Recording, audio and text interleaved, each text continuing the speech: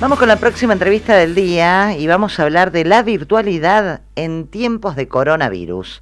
Estamos más que nunca, y esto está súper comprobado, todos conectados, inclusive se están haciendo trabajos a través de la virtualidad. Bueno, la educación, ni más ni menos, es una de ellas. Así que vamos a hablar con el secretario de Extensión e Investigación de la UDE, de la Universidad del Este, Luis Sujatovich, para charlar acerca de la virtualidad y sobre todo, por supuesto que lo vamos a abocar bien al tema de educación en todos sus niveles, especialmente en el universitario. Luis, buen día. Mariana Sotele te saluda. Gracias por atendernos.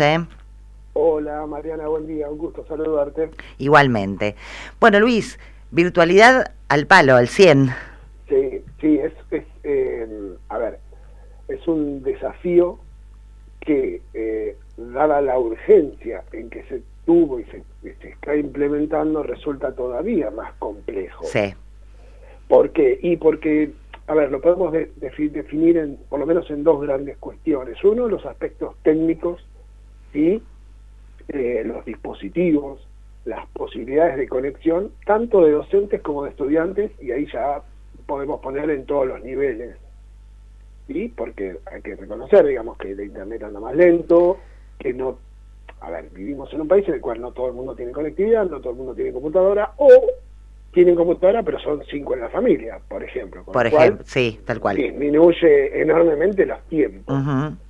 Y por el otro lado está la cuestión de saber, digamos, modificar la propuesta que uno había pensado, que un docente había pensado para desarrollar en la presencialidad, llevarla con criterio a la virtualidad.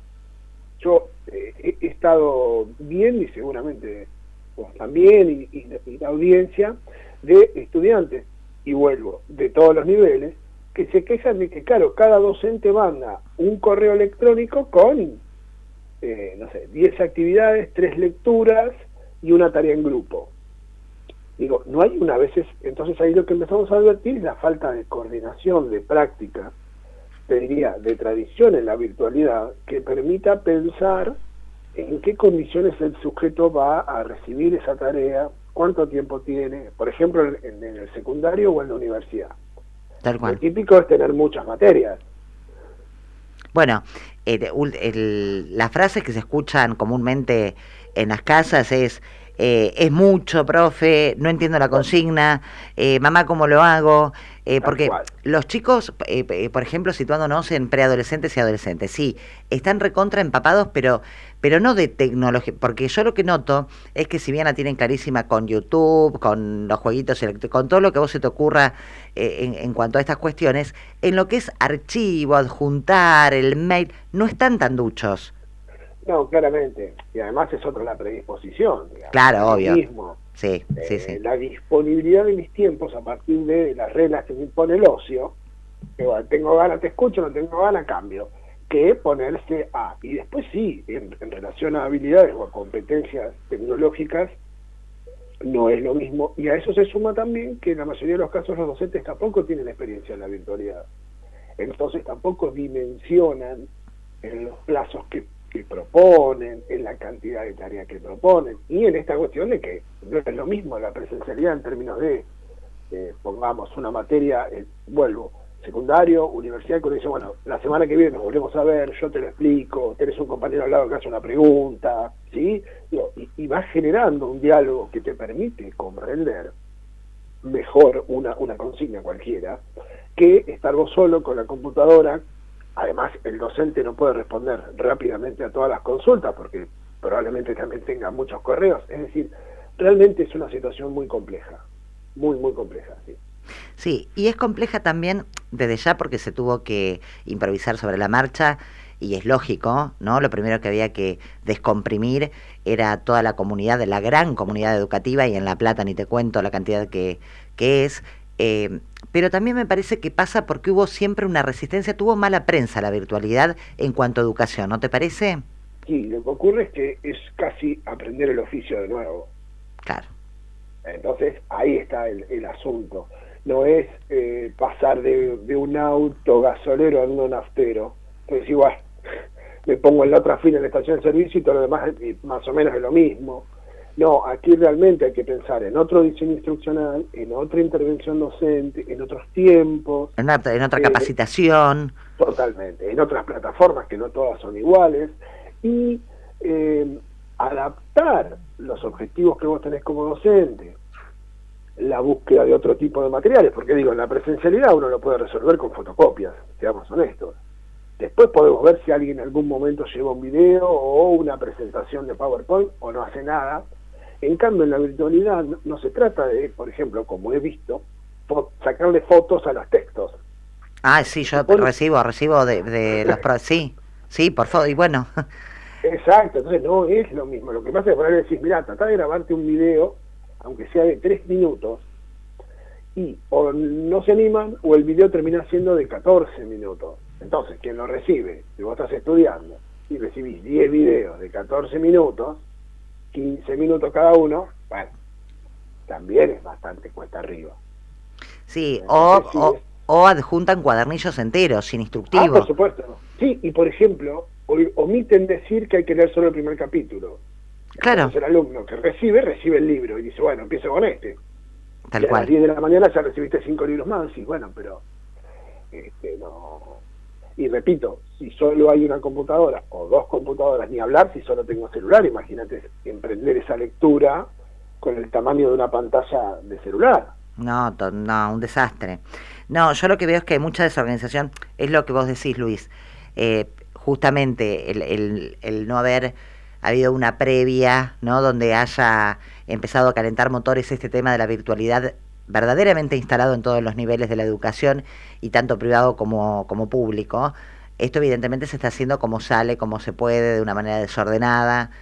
Sin dudas Sí, bueno, se salió, digamos, a la emergencia, porque también, por ejemplo, en mi caso, y en caso de amigas, viste que uno va escuchando cada experiencia, bueno, hay algunos que se han organizado muy bien, bueno, porque tienen inclusive su página, entonces uno accede a la página, es por curso, bla, bla.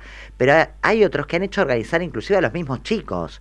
Les dijeron, bueno, chicos, hagan un grupo, en el grupo les mandamos las tareas, hay como una desorganización y un modus operandi que cada uno aplica de acuerdo a la impronta que tenga. sí, a ver, eso responde a varias cuestiones. Una vez no es lo mismo digamos, una institución que haya pensado alguna vez lo que se conoce como bimodalidad, que es decir, el apoyo de la virtualidad a la presencialidad. Entonces, si vos ya vas generando o tenías una estructura, una plataforma, y los docentes y los estudiantes de esa institución acostumbrados que cierta parte se resolvía en la virtualidad, es un cambio menos brusco. Exacto. Ahora sí, como por ejemplo la mayoría de las escuelas primarias, secundarias, todo es presencial desde el día cero y desde que el mundo es mundo, realmente se vuelve muy difícil. ¿Por qué? Porque también los docentes saben o empiezan a advertir ahora que es más trabajo, porque también había mucho prejuicio, como hablábamos hace un rato, respecto a que, bueno, la virtualidad es mandar todo por mail. Como, bueno, armar un grupo y subir ahí. Y no, digamos, no, es realmente una modalidad con normas de funcionamiento diferentes. Digo, no es lo mismo, por ejemplo, que vos estés planteando un programa de radio a que estés planteando trabajar en un diario. Por más que vos me digas, bueno, pero yo puedo subir podcast. Sí, está perfecto, pero un diario no es solamente subir podcast. Claro. Ni una radio solamente es trabajar con, bueno, estas diferencias que, por ejemplo, para la profesión de comunicación social está claro y nadie va a discutir. Lamentablemente en la docencia todavía hay una resistencia, y esa resistencia, junto a las dificultades técnicas y a la urgencia de tener que implementarlo de hoy para ayer, y ahí vamos a ser honestos, no es una culpa de ningún sujeto en particular, sino de la propia coyuntura, digo, porque si no parece que uno está dividando la responsabilidad en, pongamos, el ministerio, y en realidad fue una situación inesperada, y bueno, lo que hay que rescatar es que al menos con esto están viendo la posibilidad de que no pierdan el año, que para tantos estudiantes es un asunto. Pensemos quiénes están terminando el jardín, quiénes están terminando la primaria, quiénes están terminando el secundario, o los que ingresan a la universidad, no perder el año, aunque sea con estas estrategias que no están saliendo del todo bien, pero al menos algo se impone, no deja de ser valioso. No, no, tal cual, pero también nos abre una puerta como para rediscutirlo y empezar a laburarlo desde las capacitaciones, por supuesto. Uno no es que dice tal docente está haciendo las cosas mal porque, no sé, no le pone garra. No, no, ha pasado por un tema también, como vos decís, coyuntural, de capacitaciones, de poner esto en agenda, de dejar por ahí de darle mala prensa. ¿Por qué? Porque hablando en otra oportunidad con Mercedes Reitano, la rectora de la Universidad del Este, ustedes, por ejemplo, sí a nivel universitario han incorporado carreras a distancia, pero también con una visita presencial, una vez cada tanto, como para que tengan contacto. Es decir, este sistema mixto que está muy piola porque contemplar la virtualidad, primero, bueno, para otras ocasiones que pueden llegar a suceder, ojalá que no sean a este nivel, pero charlábamos con vos off the record, tuvimos una inundación en La Plata, Sí, claro. no, pueden pasar una serie de imponderables que esto sería un salvataje, pero ya más organizado. Pero a nivel universitario sería muy interesante porque posibilita, por ejemplo, que no se traslade de ciudad un alumno con el gasto que eso implica y lo puede hacer desde su ciudad, interactuando en momentos bien puntuales y eliminando toda una movida, ¿no? De, Sí, hay varias, digamos, situaciones que uno puede contemplar y que podrían girar de una manera importante teniendo la virtualidad de una manera seria como una herramienta fundamental de la educación y lógico con lo que vos decís, ¿no? Con la capacitación, programación, no es no trabajar, es trabajar de una manera totalmente distinta.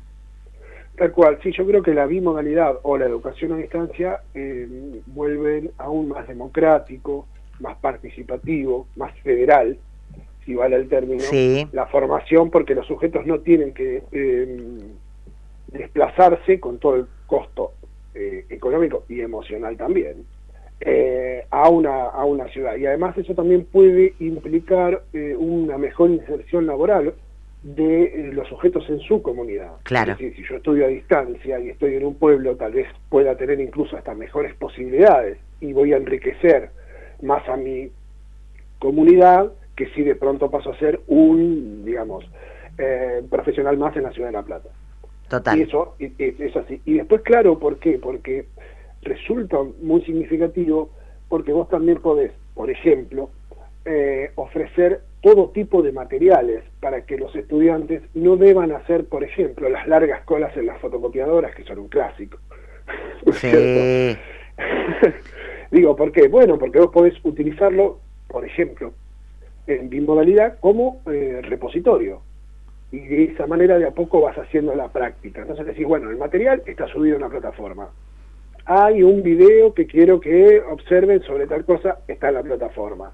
Van a resolver un trabajo práctico y en vez de traérmelo en papel, me lo mandan por correo. Entonces, de esa manera, digo, y es lo que se buscó en UDE, es no solo aprovechar las virtudes, hasta en términos económicos, sino también ir generando esta costumbre en el docente y en el estudiante que hace que ante una coyuntura o ante una dificultad vos puedas continuar con la propuesta y no se resienta.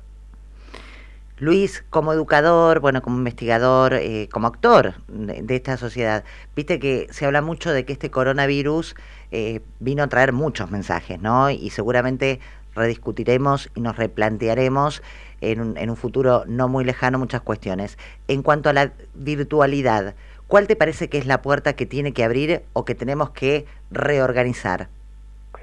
Me parece que son dos. Primero, no considerar que es la hermana menor de la educación. Bien, Es sí, esto que como, decíamos de la mala prensa. exacto. Y por el otro lado, justamente, o en consecuencia, la necesidad de que todas las instituciones empiecen a tener un pie en la presencialidad y el otro pie en la virtualidad. No solo por las posibles circunstancias, digo, también podemos hablar de un paro de colectivos, digo, tampoco tiene Sí, que hay un ser, montón de cuestiones que digo, pueden, por supuesto. ¿no? Y por el otro lado, porque eso facilita la comunicación, facilita que lleguen los materiales, enriquece la propuesta a partir de que no todo tenga que ser texto, porque también, digo, las nuevas generaciones y el texto no parecen ser, ¿no?, la mejor relación. No estoy diciendo con esto abandonarlo, pero digo, si yo tengo una plataforma, por ejemplo, para secundaria, y los profes de historia, no sé, y de biología pueden hacer uso de los recursos de Educar, y no tienen que estar preocupándose que el proyector, que el aula, que el ruido, que la ventana, sino que es algo que lo van a ver en sus casas, digo, y ahí sí el celular te sirve, porque convengamos que para ver un video, tranquilamente puedes usar el celular. Entonces me parece que la cuestión es no abandonar esta formación y este uso de la virtualidad cuando pase esta coyuntura, sino sostenerlo y darse cuenta que no solo en estas situaciones resulta de utilidad, resulta un acompañamiento importantísimo.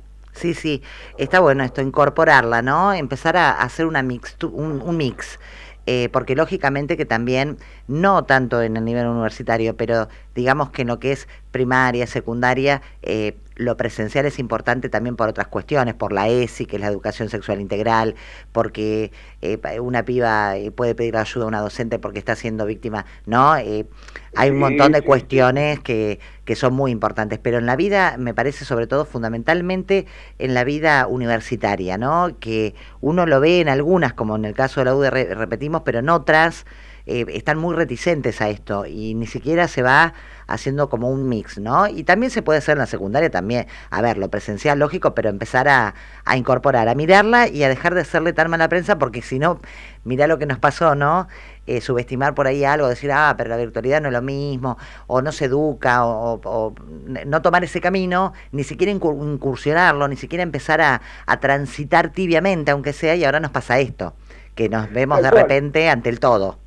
Tal cual, sí, yo creo, a ver, está claro que el grupo como actor social es fundamental, y cuando menor la edad, indudablemente tiene mayor incidencia, y también en contacto con los docentes. Lo que digo es, y comparto plenamente lo que vos mencionás, entender que hay una herramienta que, si bien en muchos casos se está usando, si se estructura y se organiza prolijamente y se plantea un proyecto, no sé, de acá a 5 o 10 años... Puede ser muy útil. Exacto. Puede ser en todos los niveles, y resolver muchas cuestiones. Porque, por ejemplo, aquellos que no pueden comprarse un libro, que no pueden comprarse un manual, que no pueden acceder a una fotocopia, pero tienen un celular, tal cual, yo puedo hacer que les llegue el material de calidad y que lo mire cuando tenga tiempo. Totalmente. Totalmente. Sí, amigarnos con las herramientas, usarlas y optimizar, ¿no? Exacto. En vez de por ahí tener este prejuicio, este preconcepto que cada vez igual se va denostando más, pero estaba, ¿no? Sí, y quedó claro en esto, Luis, te agradecemos muchísimo por tu mirada, por tu aporte. Bueno, es un eje muy importante del coronavirus, la virtualidad, y queríamos escuchar, bueno, en parte de un actor principal de este segmento como sos vos, cuál era tu opinión. Gracias, y bueno, esperemos igual que toda esta situación pase más temprano que tarde, ¿no? Tal cual, tal cual. Muchísimas gracias a ustedes y les mando un gran saludo. Gracias, que tengas buen día, un abrazo. Ahí estaba entonces el secretario de Extensión e Investigación de la UDE, de la Universidad del Este, Luis Sujatovich, con la virtualidad en